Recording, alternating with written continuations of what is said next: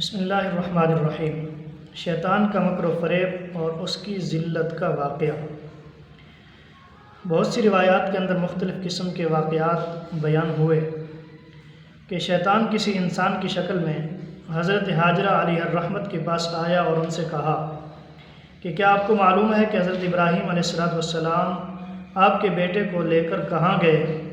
وہ فرمانے لگیں کہ وہ دونوں اس گھاٹی یعنی اس جنگل سے لکڑیاں اکٹھی کرنے گئے ہیں۔ شیطان نے کہا اللہ کی قسم، حضرت ابراہیم علیہ السلام تو اپنے بیٹے کو ذبح کرنے کے لیے گئے۔ حضرت حاجرہ علیہ الرحمت فرمانے لگیں کہ کوئی ایسی بات نہیں، بلکہ وہ تو اپنے بیٹے پر بڑے رحم دل ہیں اور اس سے بہت زیادہ محبت کرنے والے ہیں۔ شیطان نے کہا وہ تو خیال کرتے ہیں کہ ان کو اللہ تعالی نے اس کا حکم دیا ہے۔ حضرت حاجرہ علیہ الرحمت کہنے لگیں کہ اگر ان کے رب نے ان کو حکم دیا ہے تو انہوں نے بہت اچھا کیا ہے جو اپنے رب تعالیٰ کی فرمانبرداری کرتے ہیں۔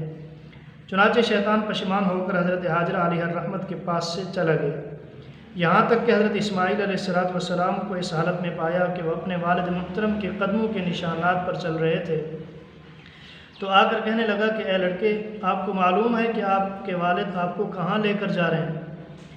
حضرت اسماعیل علیہ السلام نے فرمایا کہ ہم اپنے اہل کے لیے اس جنگل سے لکڑیاں لینے جا رہے ہیں۔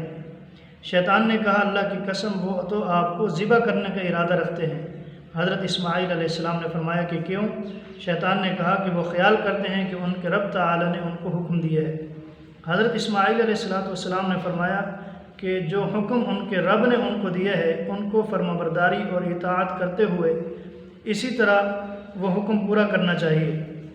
چنانچہ جب حضرت اسماعیل علیہ السلام اس سے رکے رہے یعنی شیطان کا داؤ ان پر نہ چلا تو مجبور ہو کر حضرت ابراہیم علیہ السلام کے پاس آ کر کہنے لگا کہ اے بزرگو، کہاں جانے کا ارادہ رکھتے ہو؟ حضرت ابراہیم علیہ السلام فرمانے لگے کہ میں اس گھاٹی یعنی جنگل وغیرہ میں کسی کام کا ارادہ رکھتا ہوں۔ شیطان کہنے لگا اللہ کی قسم یقیناً آپ کے پاس آپ کے خواب میں شیطان آیا تھا، اس نے آپ کو اپنے اس بیٹے کو ذبح کرنے کا حکم دیا ہے۔